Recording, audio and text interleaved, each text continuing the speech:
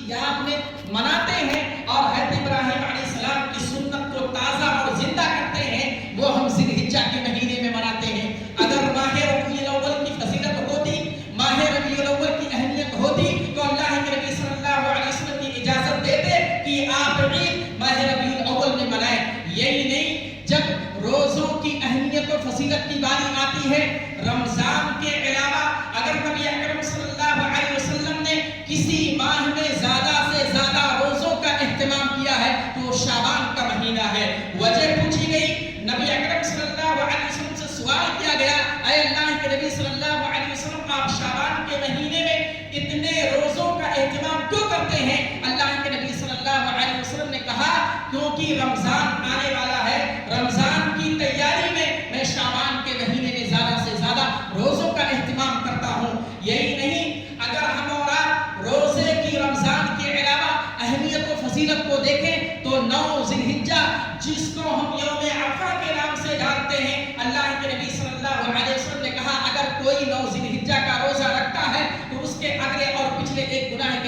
ایک سال کے گناہ معاف کر دیے جاتے ہیں۔ اگر اہمیت و فضیلت ہوتی تو اللہ کے نبی صلی اللہ علیہ وسلم ماہ ربیع الاول میں روزہ رکھنے کا جو حکم دیتے اور روزہ رکھنے کا اہتمام کرنے کا اللہ کے نبی صلی اللہ علیہ وسلم حکم دیتے، لیکن اس کا کوئی ثبوت نہیں ہے۔ یہی نہیں، آگے بڑھتے ہیں، اللہ کے نبی صلی اللہ علیہ وسلم نے کہا کہ اگر کوئی آدمی اپنے گناہوں کی معافی تلافی کرنا چاہتا ہے تو وہ 9 اور 10 محرم کو روزہ رکھے، اللہ رب العالمین اس کی گناہوں کی معافی تلافی کر دے گا۔ اس سے پتہ چلتا ہے کہ ماہ ربیع الاول میں حدیث سے کسی بھی طرح کی کوئی اہمیت و فضیلت ثابت نہیں ہے۔ یہ جو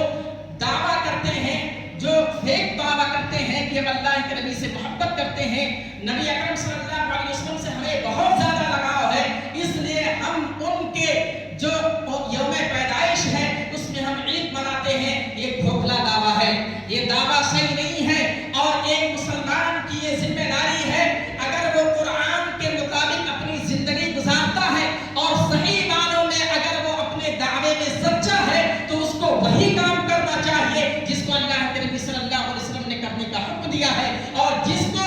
ہمارے صحابہ کرام جو نبی اکرم صلی اللہ علیہ وسلم کے ساتھی ہیں، جنہوں نے اپنی پوری زندگی اللہ کے اسلام کو، پیغام کو عام کرنے کے لیے پوری زندگی کو وقف کر دیا، اپنے گھر کو چھوڑ دیا، اپنے شہر کو چھوڑ دیا، اپنے لوگوں کو چھوڑ دیا، اپنے عزیز و اقارب کو چھوڑ دیا، اپنی بیوی کو چھوڑ دیا، اپنے بچوں کو چھوڑ دیا، اسلام کے لیے تمام چیزوں کو قربان کر دیا۔ اگر کوئی آدمی اپنے آپ کو مسلمان کہتا ہے تو اس کی یہ ذمہ داری ہے کہ وہ دیکھے کیا یہ عمل نبی سے ثابت ہے، کیا یہ عمل صحابہ کرام سے ثابت ہے، کیا یہ عمل تبع تابعین سے ثابت ہے۔ اگر نہیں تو ہم کو اس عمل سے باز رہنا چاہیے، وہ عمل ہم اور آپ کو نہیں کرنا چاہیے۔ اگر ہم تاریخ کا مطالعہ کریں، قرآن مجید کو پڑھیں، حدیث کے اندر دیکھیں تو اس کا کوئی ثبوت نہیں ملتا ہے۔ آئیے آگے دیکھتے ہیں، جو عید میلاد النبی مناتے ہیں یا جو اس بات کا دعویٰ کرتے ہیں کہ ہم نبی اکرم صلی اللہ علیہ وسلم سے بہت محبت کرتے ہیں،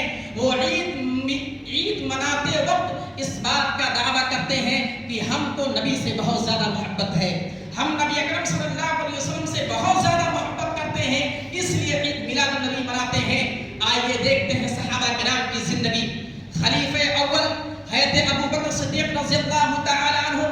یہ نبی اکرم صلی اللہ علیہ وسلم کی دنیا چھوڑ جانے کے بعد 2 سال 2 مہینہ حکومت کرتے ہیں، 2 سال 2 مہینے حکومت کرتے ہیں۔ ان کی 2 سال 2 مہینہ کی زندگی میں اس مدت میں کوئی بھی عمل ایسا ثابت نہیں ہے کہ جس میں حضرت ابو بکر نے عید میلاد النبی منایا ہو یا یوم پیدائش کے موقع پر کسی طریقے سے کوئی جلوس نکالا ہو۔ یہی نہیں، آگے بڑھیے، خلیفہ دوم حضرت عمر فاروق رضی اللہ تعالی عنہ، یہ 10 سال 6 مہینے حکومت کرتے ہیں، اور ان کی اس مدت میں بھی کوئی بھی ایسا واقعہ جو ہے رونما نہیں ہوتا ہے، کوئی بھی ایسا واقعہ ہم اور آپ کو نہیں ملتا ہے جس میں حضرت عمر فاروق رضی اللہ تعالی عنہ نے کوئی یوم پیدائش نبی اکرم صلی اللہ علیہ وسلم کی عید میلاد النبی منایا ہو یا اسی طریقے سے کوئی جلوس نکالا ہو۔ آگے بڑھتے ہیں، خلیفہ ثانی حضرت عثمان غنی رضی اللہ تعالی عنہ، یا یہ 11 سال 11 مہینے حکومت کرتے ہیں۔ ان کی اس مدت میں حکومت والی زندگی میں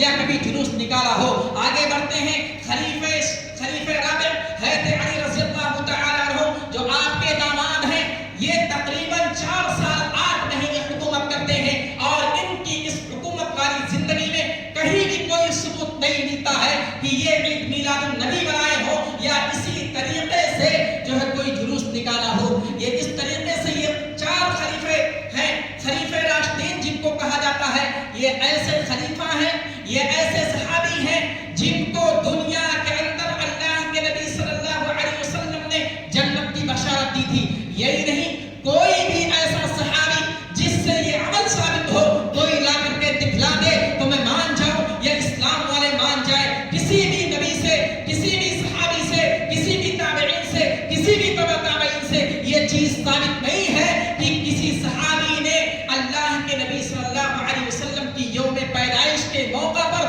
خوشی منائی